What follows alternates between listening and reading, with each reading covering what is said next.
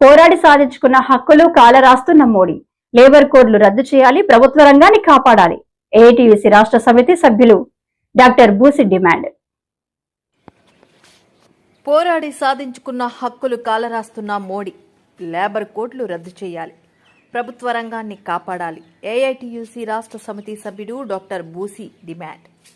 ఘనంగా ఏఐటీయూసీ 105వ వార్షికోత్సవాలు స్టీల్ ప్లాంట్ లేబర్ గేటు వద్ద జెండా ఆవిష్కరించిన వెంకట్రావు. స్టీల్ ప్లాంట్ ఏరియాలో కార్మికులు ఏఐటీయూసీ వార్షికోత్సవాలు జరుపుకున్నారు. ఈ సందర్భంగా వెంకట్రావు శ్రమజీవుల పట్ల పాలకుల తీరును ఎండగట్టారు.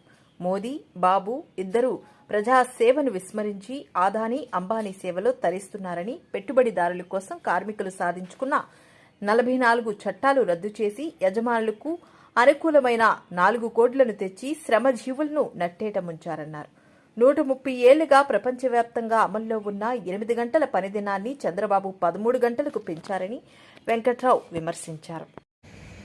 ఏఐటీయూసీ 105వ వ్యవస్థాపక దినోత్సవాన్ని భారతదేశ వ్యాప్తంగా కార్మిక వర్గం అందరూ కూడా జరుపుకుంటూ ఉన్నారు.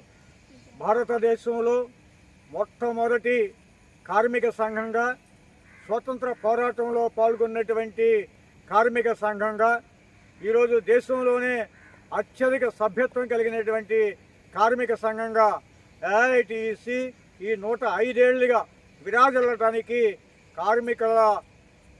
శ్రామికుల కోట్ల మంది శ్రామికుల మద్దతు, అలాగే ఏఐటీయూసీ నిర్వహించినటువంటి వీరోచిత పోరాటాలు అని చెప్పి స్పష్టం చేయదలుచుకున్నాం.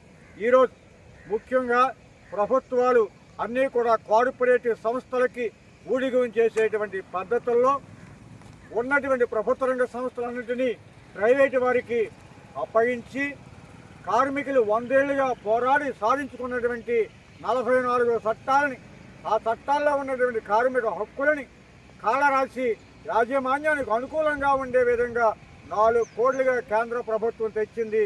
ఈ సందర్భంగా ప్రభుత్వాన్ని ఆ 4 కోట్లని రద్దు చేయాలని, అలాగే తనకు మించిన తానుగా అన్నట్టుగా ఈ రాష్ట్రంలో చంద్రబాబు నాయుడు కూడా పని గంటలు 130 ఏళ్ల క్రితం కార్మికులు ప్రపంచవ్యాప్తంగా పోరాడి సాధించుకున్నటువంటి 8 గంటల పని దినాన్ని తుంగలోకి తొక్కి ఈ పని గంటల్ని 13 గంటలు పెంచినటువంటి చరిత్ర, ఆ దుర్మార్గపు చర్య చంద్రబాబు నాయుడు గారు చేపట్టారు.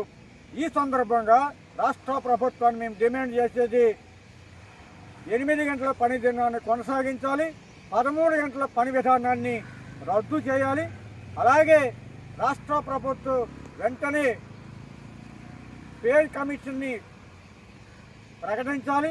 అలాగే ఇండస్ట్రియల్ కార్మికులకి కనీస వేతన జీవోని విడుదల చేయాలని చెప్పి ప్రభుత్వాన్ని డిమాండ్ చేస్తూ ఉన్నాం.